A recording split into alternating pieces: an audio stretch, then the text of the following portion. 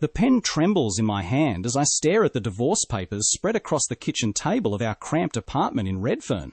Through the window, I can see Christmas lights twinkling on the neighbouring buildings, hear families laughing, smell someone's turkey dinner cooking. It's Christmas Day, and I'm signing away 3 years of marriage. My name is Sophia Mitchell, soon to be Sophia Laurent again, and I'm 27 years old. The papers in front of me are the end of a relationship I thought would last forever, the dissolution of vows I believed in, the legal termination of a love that apparently only existed on my side. Just sign them, Sophie. My husband, soon-to-be ex-husband, Daniel, stands in the doorway of our bedroom, arms crossed, his face impatient. My lawyer wants them filed today. The sooner we get this done, the sooner we can both move on.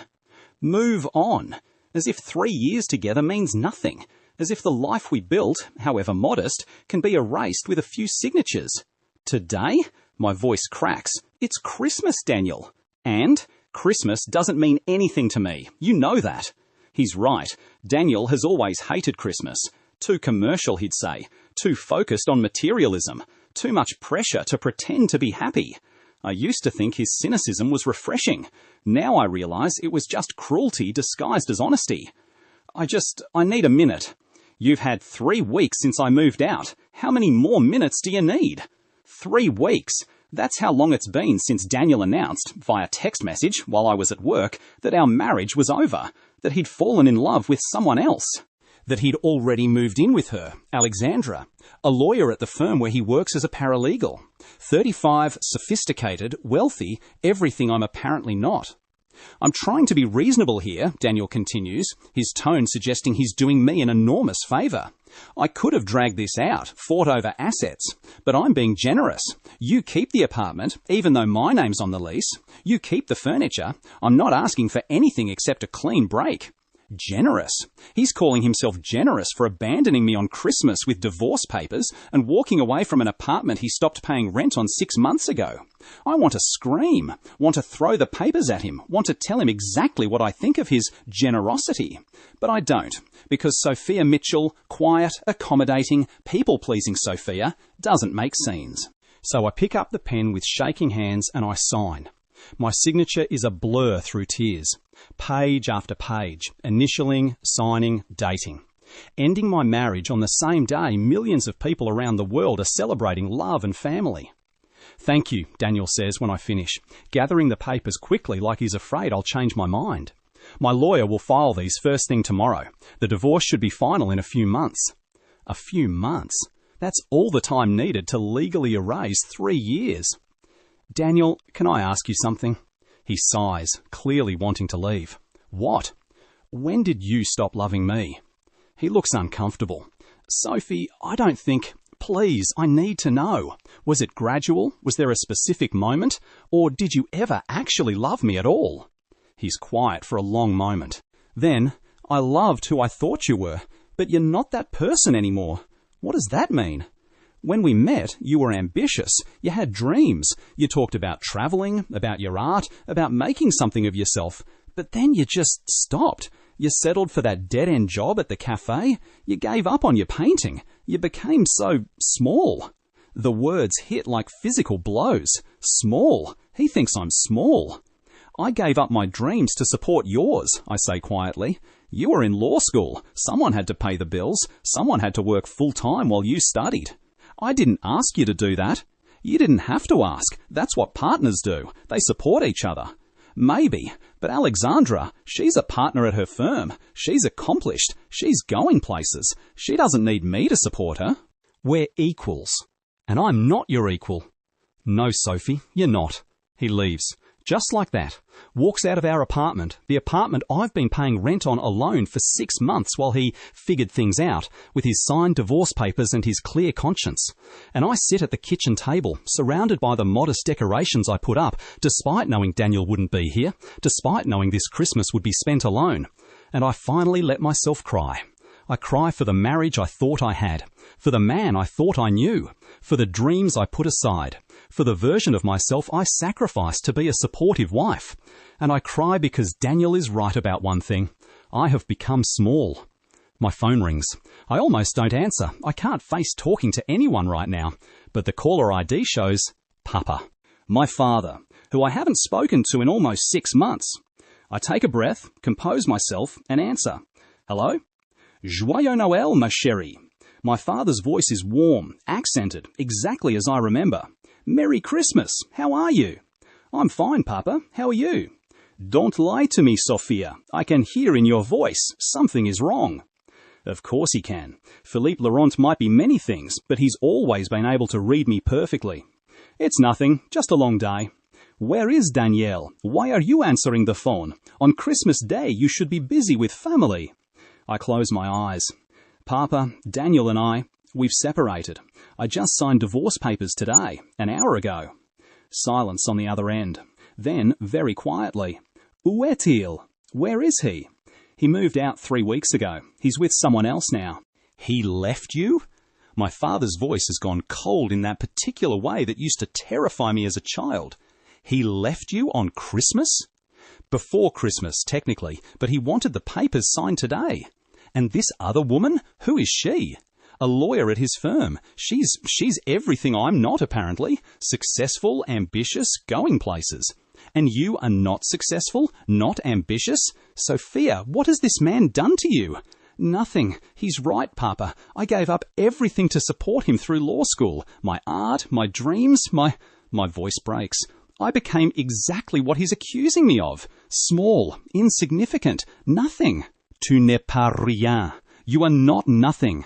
My father's voice is fierce now. You are my daughter. You are talented, intelligent, beautiful. This man, this boy, he doesn't deserve you.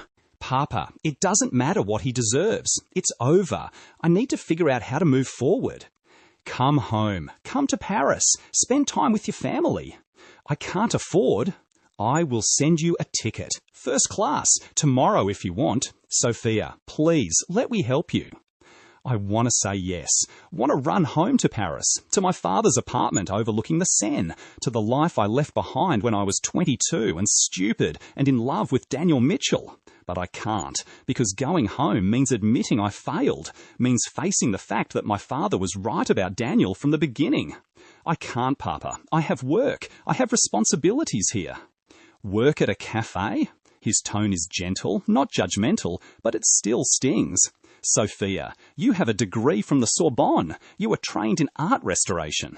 You could work in any museum in the world. Why are you serving coffee in Sydney? Because Daniel needed me to. Because someone had to pay rent while he finished school. Because I thought I was building a life with someone who loved me. And now?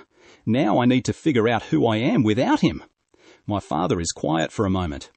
Very well, but Sophia, I want you to know something. You are not alone. You have family who loves you. You have resources. You don't need to struggle. I know, Papa. Thank you. Je t'aime, ma petite. Je t'aime aussi.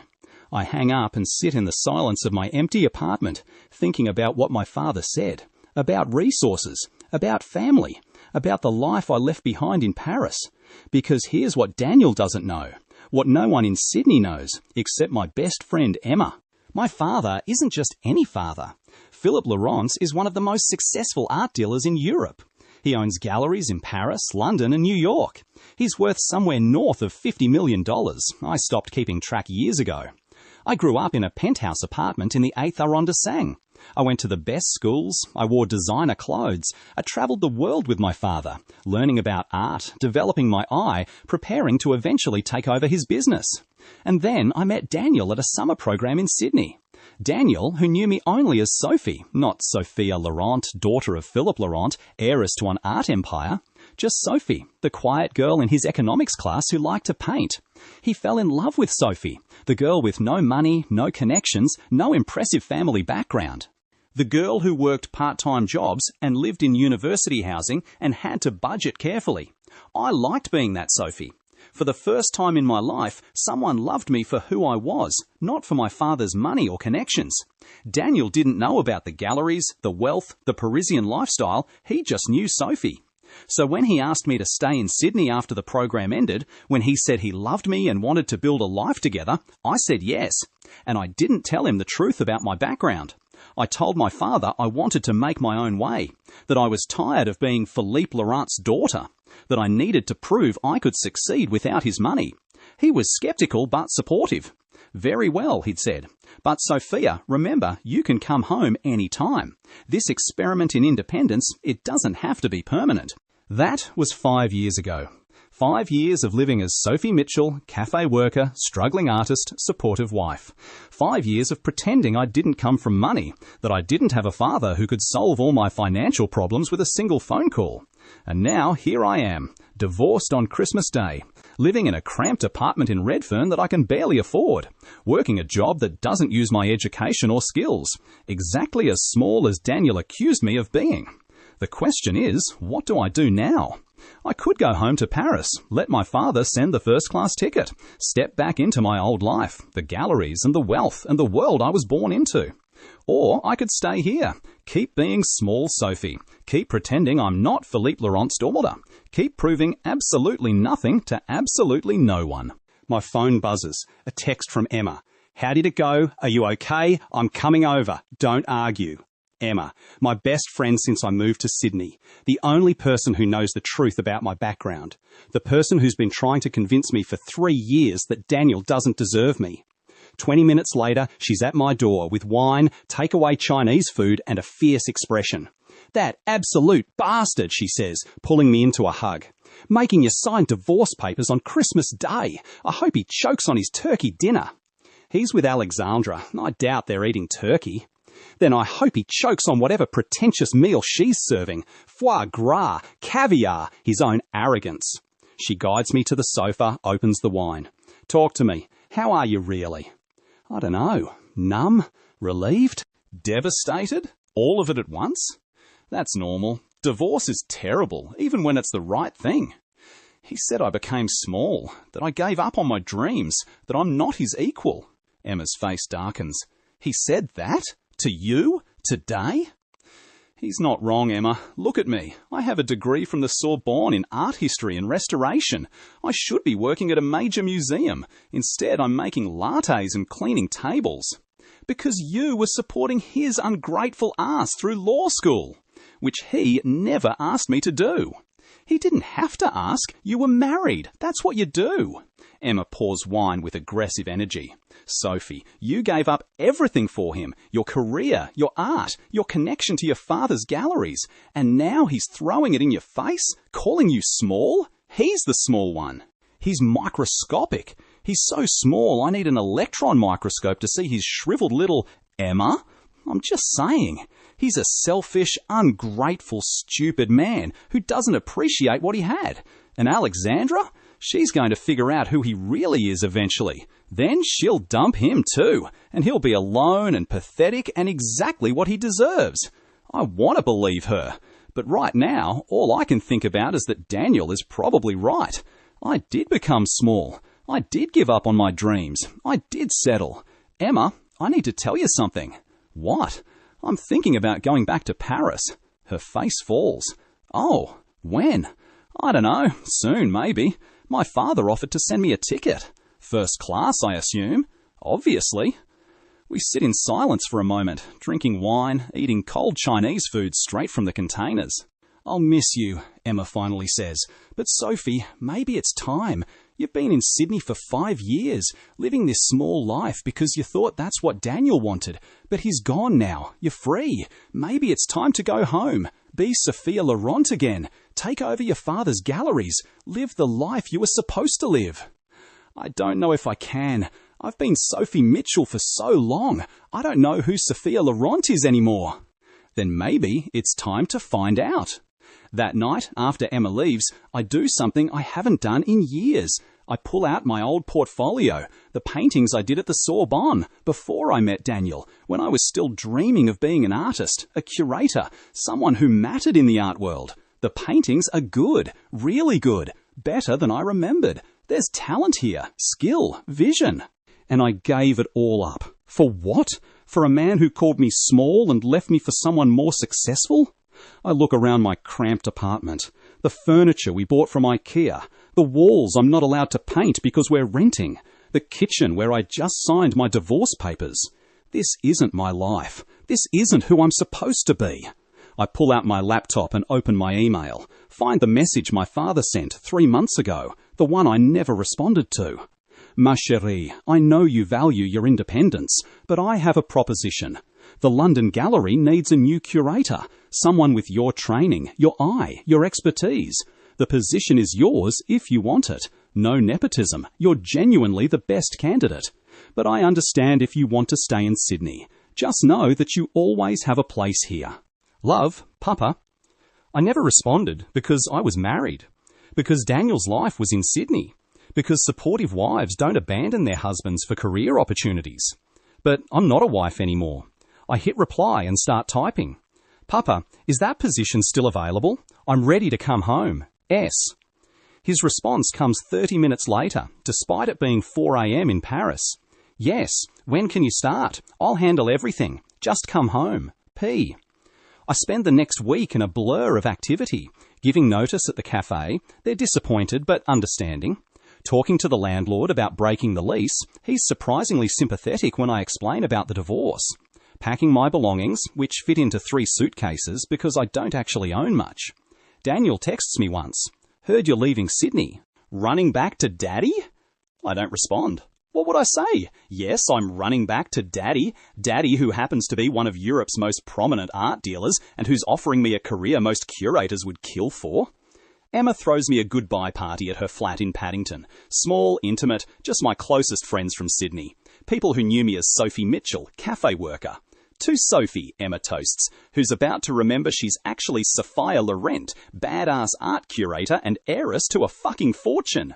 May she conquer London and forget all about the mediocre man who never deserved her. Everyone drinks. Everyone hugs me. Everyone wishes me well. And 2 days later, I'm on a first-class flight to Paris. The flight is surreal. I'm surrounded by business travellers and wealthy tourists, drinking champagne that costs more than I used to make in a week at the cafe. The seat converts into a full bed. The food is actually good. The flight attendants treat me like I matter. It's so different from the way I've been living that I almost cry. I land at Charles de Gaulle on a cold January morning. My father is waiting at arrivals, looking exactly as I remember. Tall, elegant, silver-haired, expensive suit, warm smile. Sophia, he pulls me into a tight hug. Welcome home, ma chérie. It's good to be home, Papa. We drive into Paris in his car, a Mercedes that probably costs more than Daniel's annual salary, and I watch the city unfold outside the window. The Seine, the Eiffel Tower, the beautiful architecture, the cafes, the people hurrying along boulevards in stylish coats. This is my city, my home, the place I left behind to be small Sophie in Sydney. We pull up to the building in the 8th arrondissement where I grew up. The doorman greets me by name. The elevator is still elegant, still makes that particular sound. The apartment is exactly as I remember. High ceilings, herringbone floors, floor-to-ceiling windows overlooking the city, walls covered in priceless art. Your room is ready, my father says. I've kept it exactly as you left it. I walk into my old bedroom and I'm 22 again, before Daniel, before Sydney, before I became small. The room is beautiful, antique furniture, silk curtains, a view of Paris that takes my breath away. Papa, I don't know how to thank you.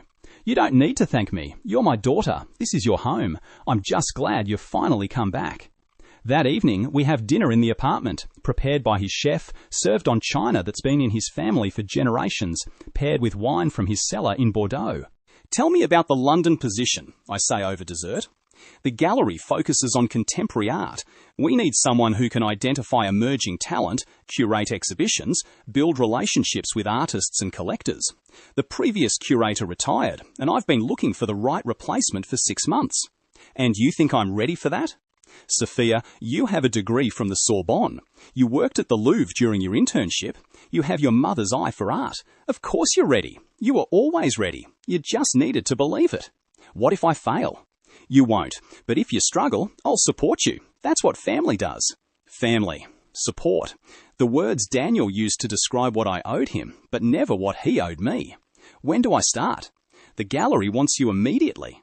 But I suggest you take a few weeks, rest, recover from the divorce, remember who Sophia Laurent is, then we'll go to London together, I'll introduce you to the staff, and you'll begin. I spend the next 3 weeks rediscovering myself. I visit museums, reconnect with old friends from the Sorbonne, start painting again. I buy new clothes, designer pieces that actually fit, that make me feel beautiful instead of invisible. I get my hair cut at a proper salon instead of the cheap place I used to go in Sydney. I remember what it's like to not constantly worry about money. And slowly, Sophie Mitchell fades away. Sophia Laurent emerges. 4 weeks after signing my divorce papers on Christmas Day, I'm standing in the Laurent Gallery in Shoreditch, London, being introduced to my new staff. "Everyone, this is Sophia Laurent," my father announces. "She'll be taking over as curator. Sophia has extensive training in art history and restoration, excellent connections in the art world, and a genuine passion for contemporary work. I'm confident she'll take this gallery to new heights." The staff is welcoming, professional. They don't know I'm the boss's daughter. My father has been careful to emphasize my qualifications rather than our relationship. Over the next few months, I throw myself into the work, visiting artist studios, attending exhibitions, building relationships with collectors, curating shows that challenge and inspire. And I'm good at it, really good. I have my father's business sense and my late mother's artistic eye. I can spot talent, negotiate deals, create exhibitions that get attention. Within 6 months, the London Gallery's revenue increases by 30%. We attract new artists, new collectors, new press attention.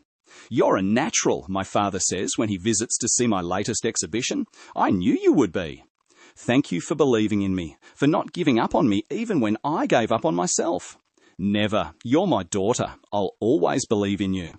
It's been 9 months since Christmas Day, 9 months since I signed those papers, 9 months since I was small Sophie crying in a cramped apartment in Redfern.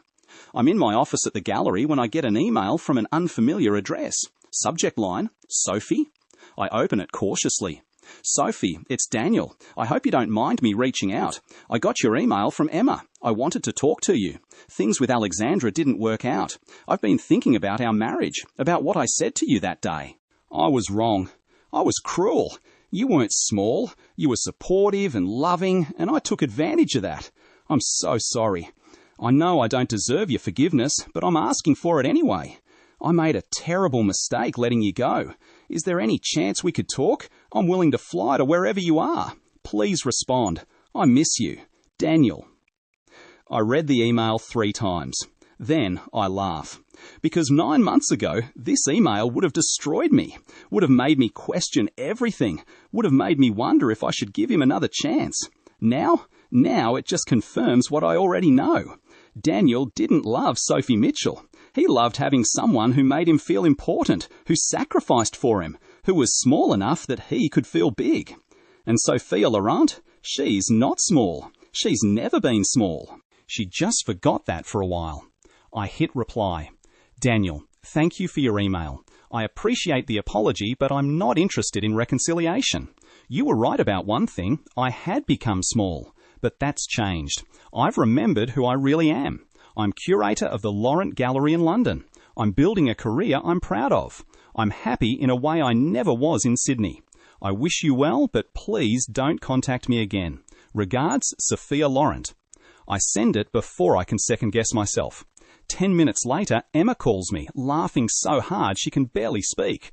"Oh my God, Daniel just called me. He's freaking out. He just Googled Philippe Laurent and realized who your father is. He's losing his mind." "Good. He said you lied to him about your background."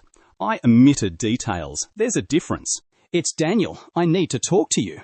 Why didn't you tell me about your father, about your background? Did you not trust me?" "I wanted you to love me for who I was, not for my family's money." "I did love you. I do love you. I made a mistake, but we can fix this." "No, Daniel, we can't. You didn't love me. You loved the version of me that made you feel superior. The small wife who supported your dreams while ignoring her own. The woman who worked at a cafe while you dated lawyers. That person doesn't exist anymore. Because you're rich now? Because you have a fancy job? Because I remembered I was always worth more than you treated me. The money, the job, the gallery, those are just external things. What matters is that I know my value now, and you're not part of that. Sophie, please." "It's Sophia. My name is Sophia Laurent. and I'm done being small. I hang up, block his number, and return to my dinner with the collector, who ends up purchasing 3 major pieces. 2 years after signing my divorce papers on Christmas Day, I'm at the opening of my biggest exhibition yet, a showcase of emerging artists from around the world that's attracted international attention. The gallery is packed with collectors, critics, artists, celebrities. My father is there, beaming with pride. Emma flew in from Sydney for the event. Several of my former professors from the Sorbonne are in attendance. And I'm wearing a custom Dior gown, greeting guests with confidence, discussing art with passion, being exactly who I was always meant to be. Ms. Laurent, this is an extraordinary exhibition, a critic from The Guardian says. You have a remarkable eye. Thank you. I'm passionate about giving emerging artists a platform. Your father must be very proud. He is, but this exhibition isn't about my father, it's about the artists and their vision. Later, Emma pulls me aside. Have you heard? Heard what? Daniel and Alexandra are back together. Apparently she took him back after his moment of weakness with you. I feel nothing. No jealousy, no pain, not even satisfaction. Just complete indifference. Good for them. I hope they're happy. Really? Really. Emma, I spent too long letting Daniel define my worth. I'm not going to waste any more time thinking about him. That's very mature of you. I'm not mature. I'm just busy. I have a gallery to run, artists to support, a career I love. Daniel is irrelevant. On the anniversary of the day I signed my divorce papers, Christmas Day 3 years later, I'm in Paris with my father, having dinner at his favourite restaurant. Ma chérie, you've built something extraordinary, he says over champagne. The London Gallery is thriving. Your reputation in the art world is excellent. I'm so proud of you. Thank you, Papa, for everything, for not judging me when I ran away to Sydney, for supporting me when my marriage fell apart, for giving me a chance to prove myself. You proved yourself, Sophia. I just provided the opportunity. Everything you've accomplished, that's all you. I've been thinking about something. What? Opening another gallery, maybe in New York or Los Angeles, expanding the Laurent brand to the US. His eyes light up. Tell me more. We spend the next hour discussing possibilities, strategies, visions. It's exciting, energizing, exactly the kind of conversation I should have been having all along, instead of working at a cafe in Redfern. As we're leaving the restaurant, walking along the Seine in the cold December air, my father says quietly, "Do you regret it? Sydney, Daniel, those 5 years?" I think about this carefully. I regret becoming small, regret giving up my dreams, regret believing that making myself smaller would make someone else love me more. But the experience, it taught me important lessons about my worth, about what I'm willing to accept, about who I really am. And who are you, Sophia? I'm Philippe Laurent's daughter, but I'm also myself, a curator with vision, an art lover with passion, a woman who knows her value and won't settle for less. Parfait. Perfect. That Christmas, I spend the day in London at the gallery's holiday party. We've invited artists, collectors, staff, friends. It's warm and festive and joyful. So different from that Christmas 3 years ago when I sat alone in Redfern signing divorce papers with tears streaming down my face. As I'm toasting with my staff, my phone buzzes. An email from an unfamiliar address. Against my better judgment, I open it. Sophia, I know you told me not to contact you, but it's Christmas, and I've been thinking about you, about how different my life would be if I hadn't been such an idiot. Alexandra and I broke up again. I'm alone. I'm miserable. I've realized that you were the best thing that ever happened to me, and I destroyed it. I saw an article about your gallery in the Times. That's not for public consumption. And now you're back. You've opened galleries in London, New York, and Los Angeles.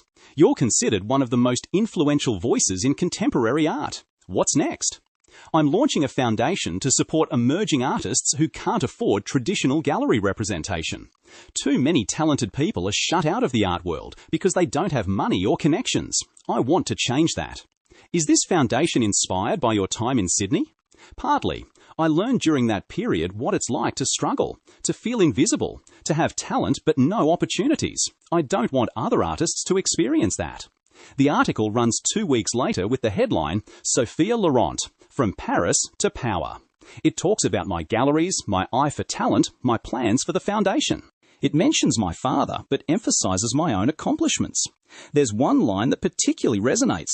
Laurent speaks with the confidence of someone who knows her worth and isn't afraid to demand that the world recognize it too. Emma texts me, "Have you seen the article? You sound like a badass." Me, I am a badass. Emma, remember when you were crying over divorce papers in Redfern? That was a different person. That was Sophie Mitchell. She doesn't exist anymore. Emma, good. I never liked her much anyway. Too willing to be small. Me, she learnt her lesson the hard way. 10 years after signing my divorce papers on Christmas Day, I'm 47 years old, sitting in my office at the Laurent Gallery's headquarters in Paris. I've taken over the entire business. My father retired 5 years ago, and I've been running the galleries, expanding into new markets, building the foundation that now supports hundreds of emerging artists. I'm successful, wealthy in my own right, not just as my father's daughter, respected in the art world, happy and single, by choice. I've dated over the years, interesting men, attractive men, successful men, but I've never remarried, never felt the need to make someone else's dreams more important than my own, because I learned something important that Christmas Day when I signed my divorce papers with tears streaming down my face. I don't need a partner to be complete. I don't need someone else to validate my worth. I don't need to make myself small to make someone else feel big. I am enough. All by myself. Exactly as I am. My assistant buzzes. "Ms. Laurent, there's someone here to see you. He doesn't have an appointment, but he says it's important." "Who is it?" "A Daniel Webb. He says he's an old friend from Sydney." I freeze. "Daniel? Here? In Paris? After 10 years? Tell him I'm not available." "He says he'll wait." "Tell him to leave." "Ms. Laurent, he's quite insistent." "Then call security. I don't want to see him." There's a pause. Then, "He's leaving now, but he asked me to give you this."